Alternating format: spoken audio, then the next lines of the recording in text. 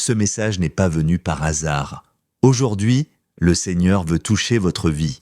À travers cette prédication, inspirée du prophète Raphaël, préparez-vous à recevoir une parole qui éclaire les ténèbres, qui brise les chaînes et qui restaure l'âme fatiguée. Que votre cœur soit ouvert, la présence de Dieu est là. Alors, nous allons prier dans le nom précieux de Jésus-Christ de Nazareth. Et dans le lieu de 1 Thessaloniciens, le chapitre 2, le verset 17, il est écrit: pour nous, frères, après avoir été quelque temps séparés de vous, de corps, mais non mais non de cœur, nous avons eu d'autant plus ardemment le vif désir de vous voir.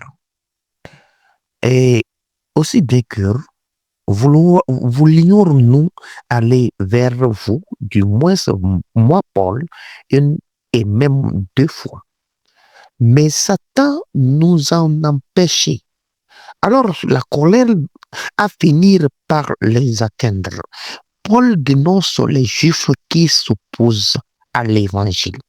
Mes frères et sœurs, qu'est-ce qui s'oppose maintenant à l'évangile de Jésus-Christ? Aujourd'hui, la colère de Dieu va s'enfler parce que, et il parle de la colère de Dieu qui est déjà sur eux. C'est-à-dire, cette colère signifie à la fois l'abandon par Dieu des Juifs d'Israël déjà endurcis à l'aveuglement et aux pensées vaines. Dans Romains 1er 21, et la manifestation future de la colère prédite par Christ. Alors, le Matthieu 21, 43. Alors, il a noté que Satan nous a empêché les efforts missionnaires de Paul ont parfois été contrecarrés par Satan. La Bible nous enseigne des choses suivantes à propos de l'opposition de Satan envers les croyants.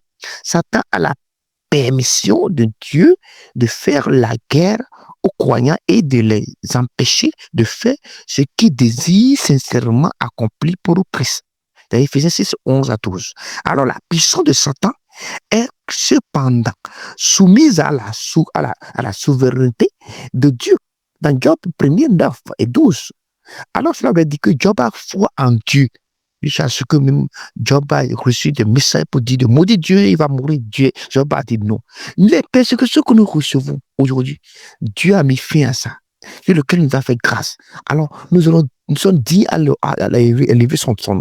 De même que toi, aujourd'hui, le Seigneur va prendre compte de tout ce qui se passe afin que la grâce diminue sur notre portion aujourd'hui. Dieu contrôle les activités de Satan et les transforme en bien pour son royaume. Dans 2 Corinthiens 12, 7. Alors, si Satan pense que tu fais du mal, si le Seigneur te lève pas sa colère, il renverse les malédictions en bénédiction.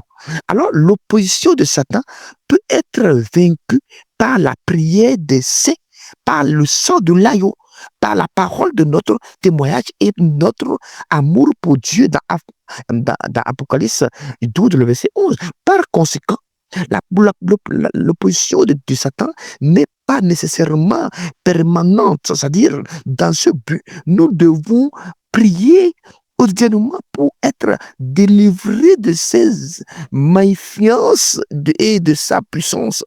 Alors, dans Matthieu 4, 10, alors, Éphésiens 12, 6, 12 aussi, alors, il est à noter que la tribulation des disciples de Christ, ça veut dire, ne doivent pas considérer les tribulations et les persécutions comme un trajet, c'est-à-dire à la vie chrétienne. Les vrais croyants qui refusent de se conformer aux principes et régissent ce monde seront persécutés.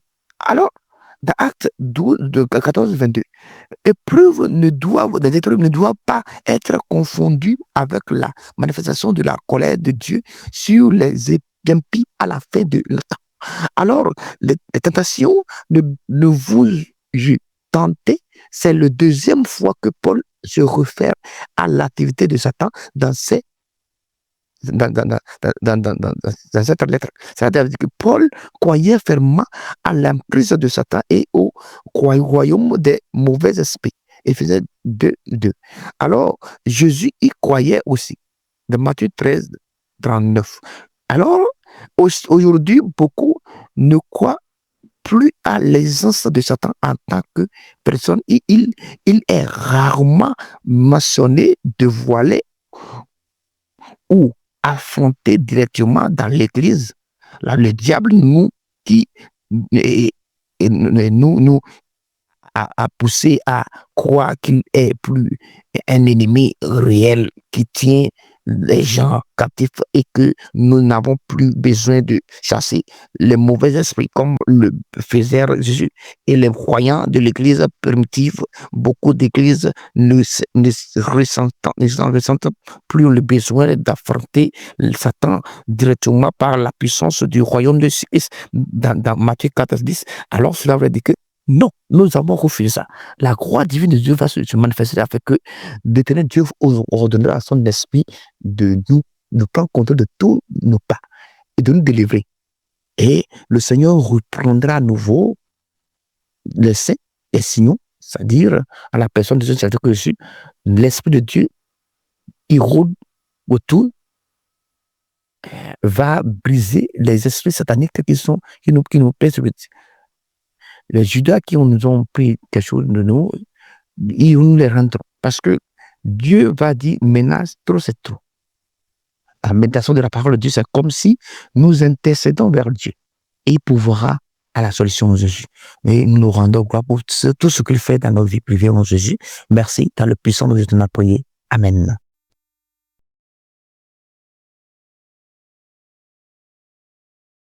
Ce message a semé une graine en vous. Arrosez-la par la foi, la prière et l'obéissance.